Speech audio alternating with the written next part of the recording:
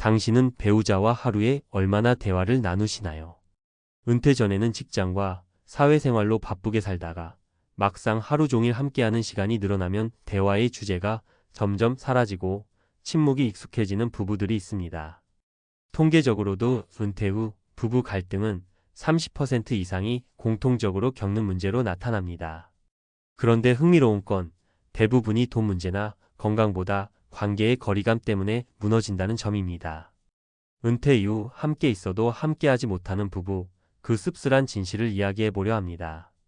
서울 마포에 사는 67세 김모 씨 부부는 35년 동안 큰 문제 없이 살아왔습니다. 남편은 공무원으로, 아내는 전업주부로 각자의 역할에 충실했죠. 그런데 남편이 퇴직하던 날부터 상황이 달라졌습니다. 남편은 집에 머무는 시간이 많아졌고 아내는 그 시간이 점점 부담스러워졌습니다. 아침부터 하루 일과를 함께 보내자고 하는 남편에게 아내는 피곤하다며 방으로 들어갔고 남편은 당신은 나랑 얘기하기 싫은 거냐며 서운해했습니다. 그렇게 대화가 줄고 사소한 말다툼이 잦아졌습니다. 아내는 같이 있는 시간이 늘었는데 오히려 마음의 거리는 멀어졌다고 말했습니다. 이 부부만의 이야기가 아닙니다. 한국보건사회연구원의 조사에 따르면 60대 이상 부부 중 약 30%가 은퇴 후 관계가 악화됐다고 답했습니다. 그 이유를 물으면 세 가지가 반복됩니다. 첫째, 경제적 역할의 변화. 둘째, 일상의 리듬 차이. 셋째, 정서적 거리감입니다. 특히 남편이 느끼는 소외감과 아내가 느끼는 답답함이 교차하면서 갈등이 깊어집니다. 경기도 성남의 62세 이씨 부부는 그 전형적인 사례입니다. 남편은 30년간 직장에 헌신하다 퇴직 후 이제 아내와 시간을 많이 보내야겠다는 꿈을 품었지만 정작 아내는 남편의 집착 같은 관심이 부담스러웠습니다. 남편은 퇴직 후에도 가족을 위해 헌신하고 싶었다고 했지만 아내는 이제 나도 내 인생을 살고 싶다고 했습니다. 결국 각자 방을 따로 쓰기 시작했습니다. 아내는 친구들과의 모임을 늘렸고 남편은 TV 앞에서 하루를 보냈습니다.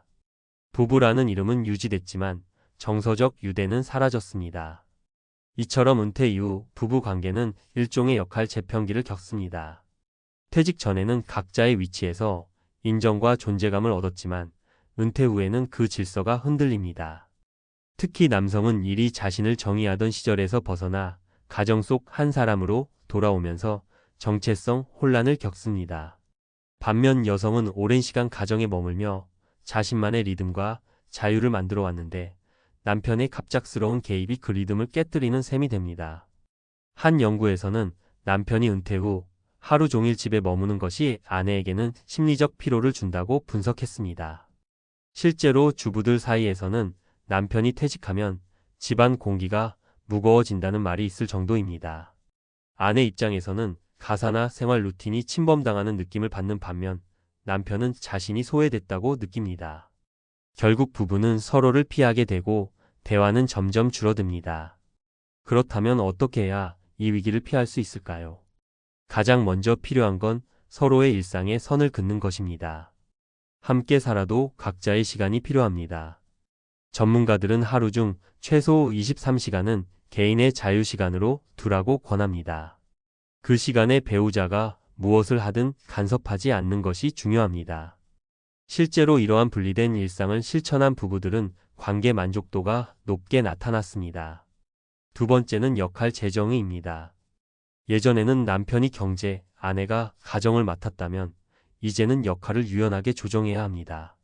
한 70대 부부는 퇴직 후 남편이 장보기를 맡고 아내가 재정 관리를 담당하며 오히려 관계가 좋아졌다고 말했습니다. 서로의 일을 인정하고 감사하는 습관이 생겼다는 겁니다. 세 번째는 감정 표현의 기술을 배우는 겁니다. 오랜 세월 함께 살다 보면 굳이 말하지 않아도 알겠지라는 착각이 생깁니다. 그러나 은퇴 후의 관계는 다릅니다. 일상에서 감정을 말로 표현하지 않으면 오해가 쌓입니다. 고마워, 오늘은 좀 피곤해, 혼자 있고 싶어 같은 짧은 말이 관계를 지켜줍니다. 심리학에서는 이런 마이크로 커뮤니케이션이 부부 만족도에 큰 영향을 미친다고 말합니다. 한편 은퇴 후 관계 회복에 성공한 부부들도 있습니다. 부산의 68세 조 씨 부부는 매주 월요일이면 서로의 감정 노트를 교환합니다. 일주일 동안 느꼈던 감정, 서운했던 점, 감사했던 일을 기록하는 겁니다. 처음엔 어색했지만 지금은 그 노트가 대화의 시작이자 마음의 다리 역할을 합니다. 서로의 속마음을 알게 되니 오해가 줄었다고 말합니다. 결국 은퇴 후 부부의 행복은 함께 있는 시간의 양이 아니라 함께 있는 시간의 질에 달려 있습니다. 관계의 핵심은 동반자 의식입니다. 은퇴는 인생의 끝이 아니라 새로운 관계의 시작이기도 합니다. 이제는 가족을 위해 사는 나가 아니라 배우자와 함께 살아가는 나로의 전환이 필요합니다. 마지막으로 한 가지 덧붙이자면 은퇴 후 관계의 균열은 부부만의 문제가 아닙니다. 사회적 관계의 축소와 심리적 고립이 동시에 일어나기 때문입니다. 따라서 배우자 관계를 회복하려면 개인의 사회적 연결망을 다시 세워야 합니다. 친구, 취미, 봉사, 지역 모임 등 외부의 관계가 부부 관계의 숨통을 틔웁니다. 정리하자면 은퇴 후 부부 관계의 위기는 피할 수 없는 변화입니다. 그러나 그 변화를 위기로 볼지 다시 쓰는 관계의 기회로 볼지는 두 사람의 태도에 달려 있습니다. 함께 밥을 먹고 대화를 나누고 서로의 시간을 존중하는 작은 습관이 쌓이면 은퇴 후의 관계는 오히려 더 단단해질 수 있습니다. 결국 30%의 씁쓸한 진실은 우리 모두의 미래일 수 있지만 그 안에 70%의 가능성도 숨어 있습니다. 그 가능성을 키우는 것은 서로를 향한 이해와 존중입니다. 한국 은퇴 부부의 30%가 겪는 갈등의 본질은 단순한 생활 패턴의 충돌이나 경제적 불안이 아니다. 그것은 관계의 방향을 잃어버린 상태다. 오랜 세월 동안 각자의 역할에 충실하며 살아온 두 사람이 은퇴라는 동일한 지점에 도착했을 때 서로를 다시 바라보는 방법을 잊어버린 것이다. 젊은 시절에는 아이들과 직장, 집안이라는 명확한 목표가 있었고 그 목표를 위해 협력했지만 이제는 그 목적이 사라졌다. 목적이 사라진 관계는 쉽게 정체되고 정체된 관계는 자연스럽게 균열을 낳는다. 가장 먼저 찾아오는 변화는 공간의 충돌이다. 하루 대부분을 사회에서 보내던 남편이 집에 머물게 되면 아내의 일상 공간이 침범당한다고 느끼게 된다. 아침에 남편이 부엌에 들어와 커피를 내리고 신문을 펼칠 때 아내는 자신만의 루틴이 무너진다고 느낀다. 반면 남편은 이제라도 집안의 일원이 되기 위해 노력한다고 생각한다. 이 엇갈림이 곧 갈등의 시작이다. 결국 은퇴 이후에 부부에게 필요한 것은 공간의 재조정이다. 함께 사는 집이라도 각자의 영역을 인정해야 한다. 물리적인 거리만큼이나 정신적인 거리도 필요하다. 하루 종일 붙어 있는 것보다 일정한 간격을 유지하는 것이 관계의 건강함을 지키는 길이다. 두 번째 문제는 시간의 불일치다. 은퇴 전에는 일정한 리듬이 부부의 관계를 유지시켰다. 출근과 귀가 시간, 식사 시간, 주말 일정 등으로 생활의 틀이 잡혀 있었지만 은퇴 후에는 이 틀이 사라진다. 누군가는 여전히 부지런히 움직이려 하고 누군가는 느긋하게 쉬고 싶어 한다. 한쪽이 이른 아침 산책을 나가자고 할 때 다른 한쪽은 느지막이 일어나 커피를 마시며 신문을 보고 싶어 한다. 시간의 템포가 어긋나면 대화의 리듬도 어긋난다. 따라서 부부가 함께 살아가기 위해서는 공유되는 시간과 각자의 시간을 구분할 필요가 있다. 일주일에 한 번은 함께하는 일상을 계획하고 나머지는 각자 원하는 방식으로 보내는 것, 그것이 갈등을 줄이는 실질적 방법이다. 세 번째로 중요한 문제는 존재감의 변화다. 은퇴 이후 남편은 사회적 지위와 역할이 사라지면서 스스로를 무력하게 느낀다.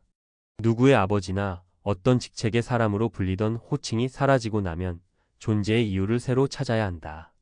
반면 아내는 오랜 시간 동안 부차적인 역할로 머물다가 은퇴 후에는 주도권을 쥐게 되는 경우가 많다. 이제야 자신이 중심이 되는 삶을 살고 싶어 하지만 남편은 이를 거리감으로 느낀다. 이처럼 서로의 변화 속도를 맞추지 못하면 관계는 금세 냉각된다. 부부가 서로의 변화된 위치를 인정하고 새로운 관계의 합의점을 만들어야 하는 이유다.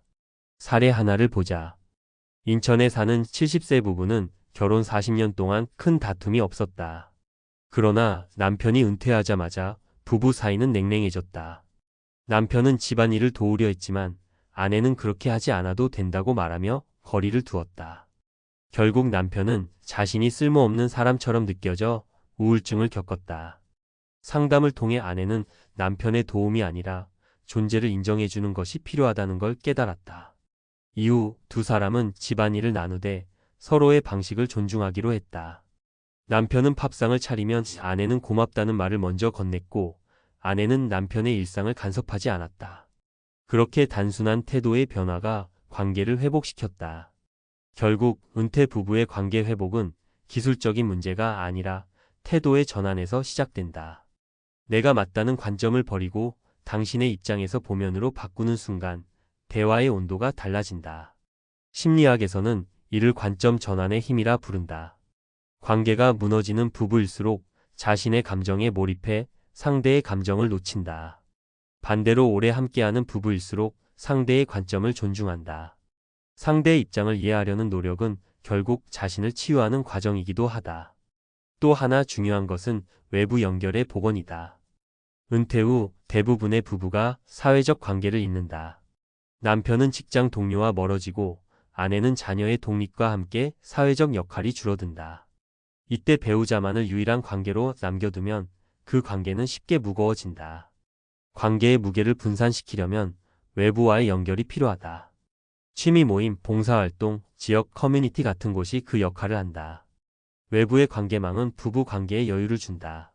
서로를 전부로 바라보는 대신 서로를 하나의 세계로 바라볼 수 있게 한다.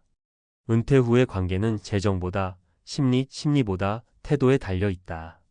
돈이 조금 부족해도 마음이 통하면 행복하지만 돈이 아무리 많아도 관계가 깨지면 고립감은 더 깊어진다. 실제로 은퇴 후 삶의 만족도를 조사한 결과 경제 수준보다 배우자와의 관계 만족도가 행복감에 더 큰 영향을 미쳤다. 경제적 준비만큼이나 관계적 준비가 필요하다는 의미다. 이제는 함께 나이 들어가는 기술을 배워야 한다. 그것은 상대를 바꾸려는 노력이 아니라 함께 변화를 받아들이는 태도다. 일방이 리드하는 관계가 아니라 함께 걸음을 맞추는 관계로 나아가는 것. 은퇴 이후의 시간은 누구에게나 길고 고요하다. 그 고요 속에서 서로의 존재를 불편함이 아닌 익숙한 온기로 받아들이는 법을 배우는 것이 진정한 노년의 지혜다. 심리학자들은 말한다. 관계의 위기는 반드시 나쁜 것이 아니라고. 위기는 서로를 다시 발견할 기회이기도 하다. 지금의 거리감이 단절이 아니라 다시 연결되는 과정이라고 생각한다면 관계는 조금씩 회복된다. 은퇴 후 부부가 해야 할 일은 그저 대화를 멈추지 않는 것이다. 오늘은 사소한 이야기라도 좋다. 날씨 이야기, 음식 이야기, 어제 본 드라마 이야기라도 서로의 목소리를 듣는 것 자체가 관계의 유지다. 마지막으로 한 가지를 강조하고 싶다. 사랑의 형태는 나이가 들며 바뀐다. 젊은 시절의 사랑이 열정이었다면 노년의 사랑은 이해와 배려다. 이해는 감정이 아니라 의지에서 나온다. 의지는 매일의 습관 속에 쌓인다. 매일 한 번은 고마움을 표현하고 한 번은 상대를 배려하는 행동을 하는 것. 그것이 은퇴 후 부부가 행복하게 살아가는 가장 단순하지만 가장 강력한 비결이다. 결국 은퇴 후 부부의 진짜 성공은 서로의 인생을 어떻게 함께 살아가느냐에 달려 있다. 이제는 누구의 남편이나 누구의 아내가 아니라 한 사람의 동반자로서 새롭게 시작할 시간이다. 인생의 마지막 여정에서 가장 큰 위로는 돈이 아니라 마음을 나눌 사람이 있다는 사실이다. 은퇴 후 관계의 진짜 목표는 싸우지 않는 것이 아니라 다시 손을 잡는 것이다. 서로를 이해하려는 그 한 걸음이 30%의 씁쓸한 현실을 70%의 따뜻한 가능성으로 바꾸는 시작이 된다.